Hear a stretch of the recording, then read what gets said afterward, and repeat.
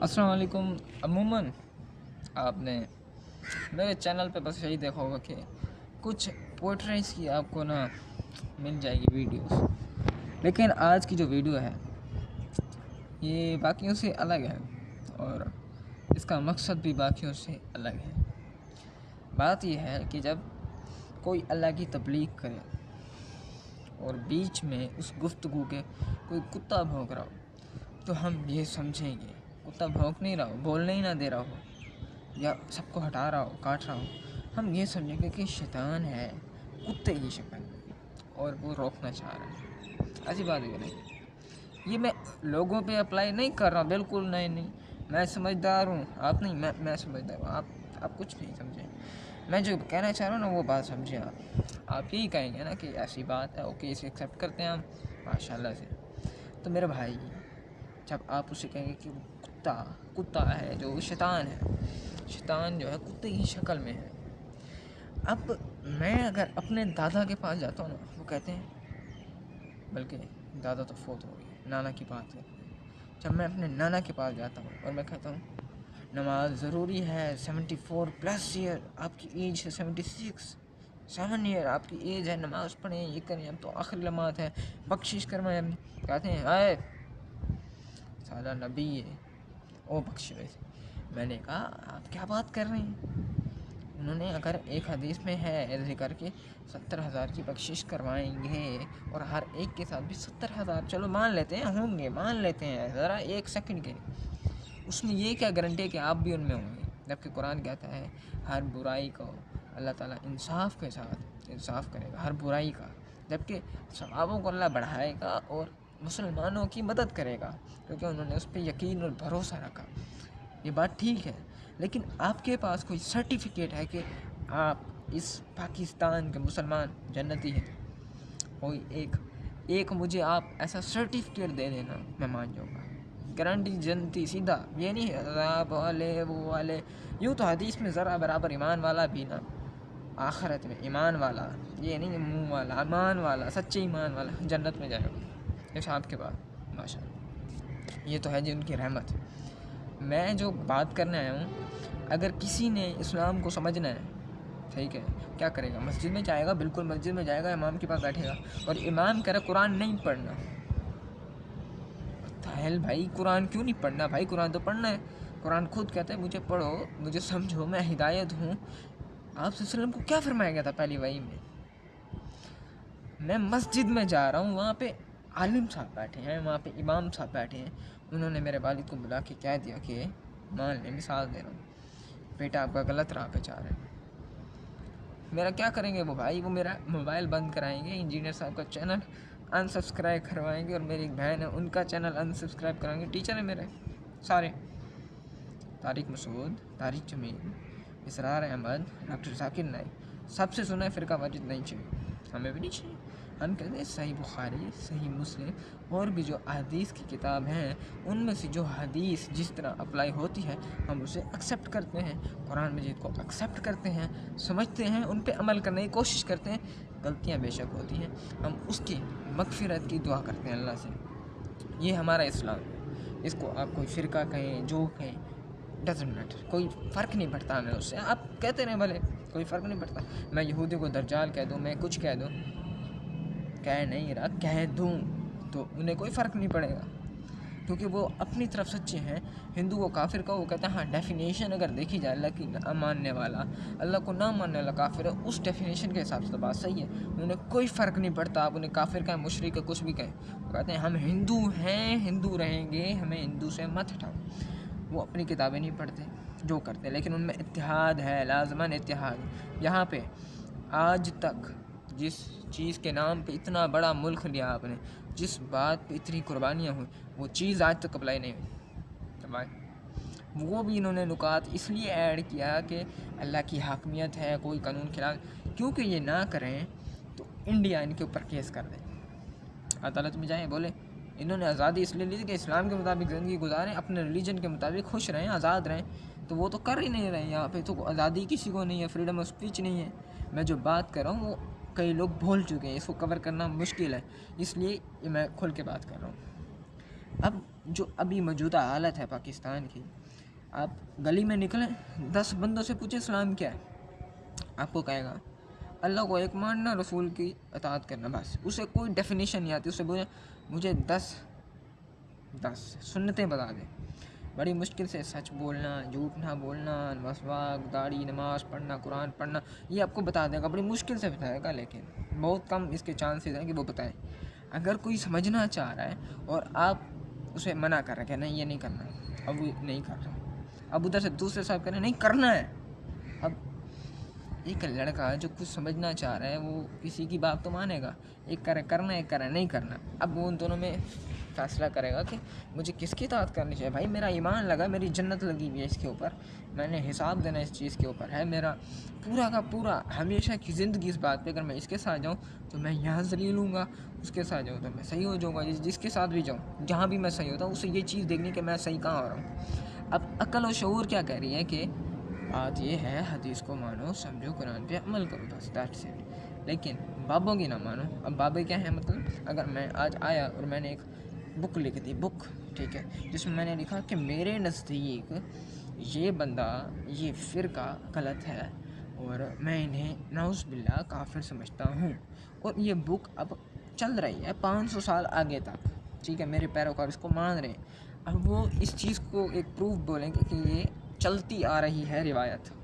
भाई मेरे कहने ना कहने से क्या फ़र्क पड़ गया? अगर मैंने 200 साल पहले लिख दी, मैंने 600 साल बाद लिख दी और वो सिलसिला चला, वो कहते हैं कि किसी न किसी फ़िरके के साथ तो जाना पड़ेगा। आप वसल्लम किस फ़िरके के साथ थे? वो कुरान के साथ थे, अल्लाह के हुक्म के साथ। अल्लाह का हुक्म ये है कुरान पढ़ो, उसे समझो, उस पर अमल करो।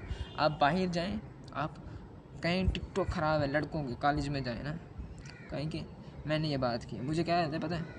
मुझे कहते हैं भाई घर से नाश्ता नहीं मिला मौलवी को। मैंने कहा नहीं भाई ऐसी क्या बात है, मैं आपको एक जस्ट सीधी सी बात बता रहा हूँ। मुझे कहते हैं 500 रुपये दे इसको। मुझे दिल पे लगी है बात, मुझे दिल पे ही पता क्यों लगी है, इस वजह से नहीं मेरी बात नहीं समझ रहे, इस वजह से मेरे दिल पे लगी कि अल्लाह की बात ये सुनना ही नहीं चाहती है वहाँ। इनके कानों में भूसा भरा हुआ है, इनको पसंद है कहानियाँ। इन्हें कहें वो कब्र पे आ गया, कब्र काट लिया, भाई उन्हें पसंद है ये चीज़। वो कहते हैं ये बात है, ये हमारा दीन है, ये हमारा मज़हब। उनके दिल में जो कहानी है ना, उन्हें ये पसंद है। उन्हें ये पसंद नहीं है कि बीवी के साथ इंसाफ करना है, बच्चे की तालीम पे इंसाफ करना है, उसको नमाज़ पढ़ानी है, उसको इस काबिल पढ़ाना है, बनाना है कि उसने क्या चीज़ करनी है। उसकी ज़िंदगी 70 साल की दुनिया में नहीं है, उसकी ज़िंदगी हमेशा की मरने के बाद है। उसे उसके लिए क्या मेहनत करनी। इनका कोई फ़र्क नहीं पड़ता, इन्हें कोई इस्लाम दीन का कुछ भी नहीं पता। जाके पूछ लेना अपने दाए से, दादे से कि आप बताएं। मैं सब की बात नहीं कर रहा हूँ, मेजॉरिटी की बात कर रहा हूँ, पाकिस्तान की मेजॉरिटी की। अल्हम्दुलिल्लाह आपके घर में हो सकते हैं माशाल्लाह, मेरे घर में नहीं है भाई, सीधी बात करूँगा। मैं चला जाऊँ पीछे, वो सारे मस्जिद वाले इमाम के पीछे आ रहे हैं, ये कुल हो रहे हैं, ये मुर्दों के, ये 12 रब्बिल मनाए जा रहे हैं, ये मुहर्रमें हो रही हैं, भाई कुछ भी चल रहा है जो कि दीन में आप एक हदीस से साबित करें कि किसी सहाबी ने बोला हो ना कि ये सही है, हम मान लेते हैं उस बात को। सहाबी की बात मान लेंगे, अगर किसी सहाबी ने कहा कि ये बात सही है क्योंकि मोहम्मद सल्लल्लाहु अलैहि वसल्लम ने की थी, हम मान लेते, कोई इतराज़ नहीं है। हमने तो खुदा को खुदा इसी बात पे माना है कि किसी सहाबी ने हम तक ये बात किसी ज़रिए पहुंचाई है कि आप वसल्लम का फरमान है अल्लाह की इताअत करो, अल्लाह एक है, मैं उसका पैगंबर हूँ। कुरान मजीद की बात क्यों मानते हैं? क्योंकि हम उसे सच्चा समझते हैं। अब जब सच्चा समझते हैं तो रसूल की इताअत लाज़मी है, इस वजह से हम मानते हैं, आप वसल्लम को इज़्ज़त देते हैं, सहाबा को इज़्ज़त देते हैं, इमामों को इज़्ज़त देते हैं। जिसने भी इस्लाम के लिए एक जान अपनी दी, मेरी तरफ से उसको रिस्पेक्ट है भाई। उसने अपनी आखरत बनाई है, और आखिरत से बड़ी कामयाबी मेरे नज़दीक कुछ नहीं है, ठीक है।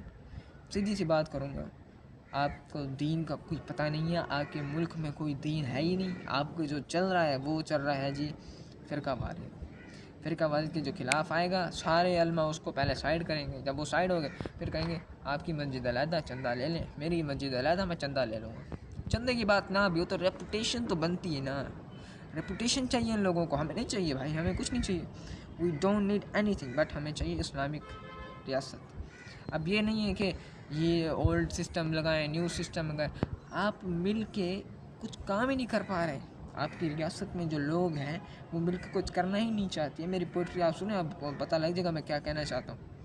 اس ملک پاکستان میں لوگوں میں غیرت بالکل نہیں ہے، اور جن میں ہے ان کے اندر اتنا شعور بالکل نہیں ہے کہ وہ کچھ کریں، اور جو کچھ کر رہے ہیں ان کو کہتے ہیں یہ پاکستان ہے، اتنے کچھ نہیں ہونا ادھر نہیں، تو چلنا ہی نہیں ہے بھائی، آپ کا کھاتا بند ہے۔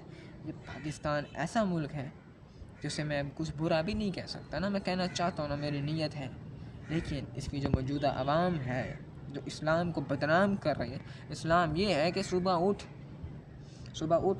کھا، کام پہ نکل جا، رات کو آ اور سو جا، جی ہے اسلام ہے آپ کا۔ یا موبائل میں لگ جائے ٹک ٹاک پہ، یہ لڑکیاں چل رہی ہیں، یہ چل رہی ہیں، آپ کی بیٹی نہیں ہے کوئی گھر میں، آپ کی کوئی بہن نہیں ہے گھر میں، بنا تو وہ بھی رہی ہوگی، آپ کوشش کریں، نہیں رکتے تو اللہ خیر سے اپنی نیت کو تو آپ پاک کریں نا۔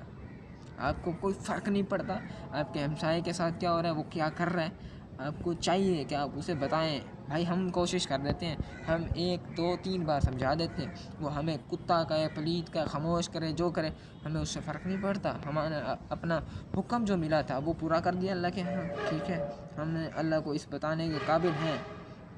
میرا مطلب یہ ہے کہ ہم نے اللہ تعالیٰ کا جو حکم تھا اس کی پیروی کی، اور ہم اس قابل ہیں کہ آخر میں بتائیں کہ تو نے ہمیں جوانی دی تھی، ہمیں بچپنا دیا تھا، ہمیں بڑھاپا دیا تھا، ہم نے تیری راہ میں استعمال کیا، لوگ مانے نہیں، علیحدہ بات ہے، ہم اس قابل کیوں نہیں بنتے؟